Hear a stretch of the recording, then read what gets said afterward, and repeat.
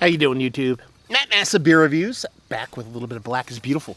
Yeah, up in this piece with Twin Elephant version of this beer. Yeah, this comes courtesy of my boy Keith. He sent this beer off to me, and actually, well, sent it, hand delivered it to me.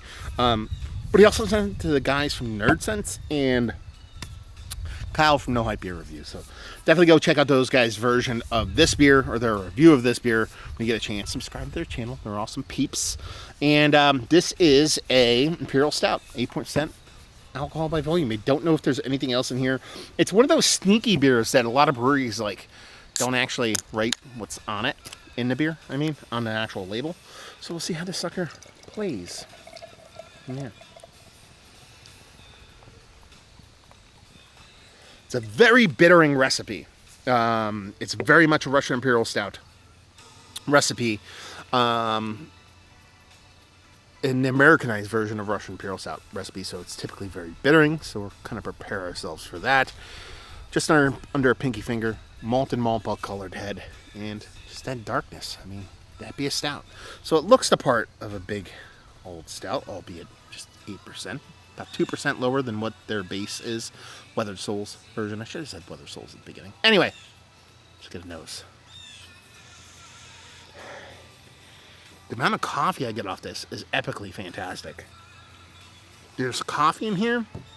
There's a big coffee component in there. And then there's also this, I know this is going to sound weird because I've never said this before. Swedish fish. It's like a cherry raspberry kind of note. That makes more sense because when you're talking about an Imperial Stout, you can get a lot of these berry notes. You can get a lot of these kind of fruit components, especially these darker red kind of darker fruits.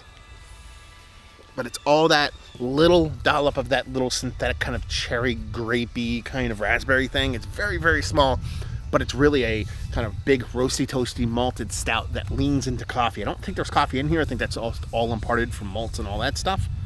Let's dive in. Cheers.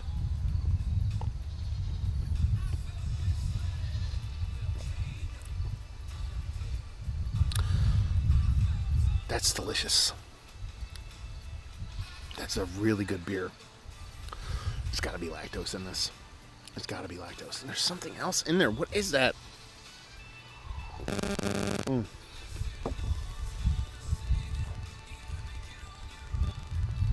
Man, that's so good. It's definitely not. This cannot be. It can be the base that Weathered Souls threw out there, but it's a heavily tweaked version of that if it is. My guess, and this is just me shooting from the fucking hip, is that they looked at this recipe with Twin Elephant and they said, what recipe do we have that's relatively close to that recipe? And they said, let's bridge that recipe to their recipe. That's my guess, with a little fuckdoggery going on. So what am I getting here? Big roasted malts with a soft marshmallow component to it. It's not all the way lactose. It's not all the way vanilla. It's not all the way marshmallow. It's kind of like draw a triangle and put a stab right in the middle of that sucker. But there's still this additional sweetness to it. Almost like the syrup. You ever see some of those coffee places where they have pump your own flavor thing? I don't want to call it that because those things are caustically, horrifically, cloyingly sweet and disgusting. But it has something along those lines. It's because the coffee, I think. I think there's a big roasted coffee component to this. Again, if you told me there was coffee in here, I'd be like, okay, I'm not surprised. But I don't think it is. I think they're just getting this from a really unique kind of aggressive hot roasted malt kind of combination. When you add that soft little dollop of marshmallow-esque kindness, I'm not calling it marshmallow. I think that's just lactose at play. Then you add that roasted coffee component from all those kind of combination of those malts.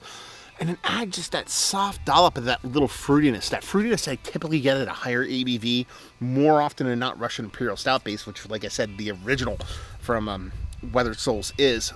It's a fantastic beer, bar none, across the board. Black is Beautiful aside, this is one of the better stouts, base stouts, adjunct stouts, non-barrel aged stouts, there we go, non-barrel aged stouts that I've had as of late.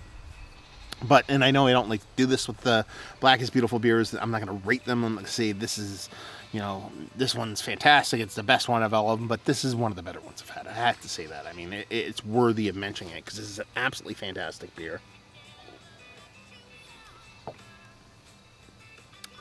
Has all the great sweetness that you'd want going for a beer. A really beautiful, aggressive, roasty, toasty coffee, like kind of bittering, and that little added dollop of sweetness.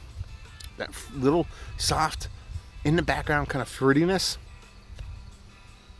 This is fucking really good beer. Man, I love me some Twin Elephant. I had, I'm Seeing Robots. Keith dropped it off at the same time he dropped this off. Honestly, it was a big old whiff for me. And that's weird for Twin Elephant. They're one of my favorite breweries, period, let alone New Jersey.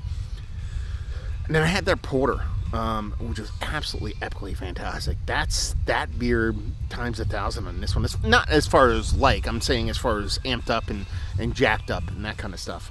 It's just a really tasty beer. Sometimes I dive in more often than not. I mean, it's getting cold out. It's fall. I'm wearing a jacket. The leaves are changing.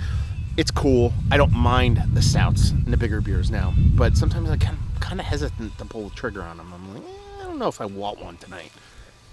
This is going down perfectly. In this weather, this environment. Happy camper. Look, leaves are falling literally on screen. So let's talk about this beer. Is this one of the better stouts I've had? I'm going to go into the Black is Beautiful because usually buying these beers regardless because you're just supporting a cause while getting more often than not really good beer. This is one of the better stouts I've had as of late. Yes. Mount Rushmore says, I think this beer is epically fantastic. Value and availability, whatever it costs, pay it, and leave you with, if you like what we like this beer, if you like well made, adjunct stout, because there's something in here. This isn't base. It can't be. If this is base and they say, hey guys, this is a base beer, they're lying to you because there's more than just a base in here. So yeah, there you go. Awesome Black is Beautiful beer in the books. Thank you very much, Keith. Hopefully you guys enjoyed the review. If you enjoyed the review, I usually say if you enjoyed the review, comment down there. I always love for you to do that. But if you want to check me out doing other stuff, no. You know what? For this time, don't check me out doing other stuff. Go to your local brewery, buy some Black is Beautiful, and tell me what you think about your local brewery's version of Black is Beautiful. That's what I want you to do. I don't want you to check me out on YouTubes or Instagrams. Well, check me out on YouTube. But Instagrams and Twitters and all that kind of stuff. Beer Massive can suck it for this review. Go to your local brewery, buy some Black is Beautiful. If they don't have it, donate. Donate to a good cause, whatever cause it may be. Even if, you're one of those people that don't really view Black is Beautiful as a positive thing in this world. Not that we would agree on that, but if you do, donate to a positive cause. Because that's what it's all about. It's about enriching the lives of people, regardless of their gender, skin color, all that kind of stuff. So be good to each other. That's all I'm asking. So hopefully you guys enjoyed the review. Hopefully you're enjoying a good beer right now. Hopefully see you next time. Cheers.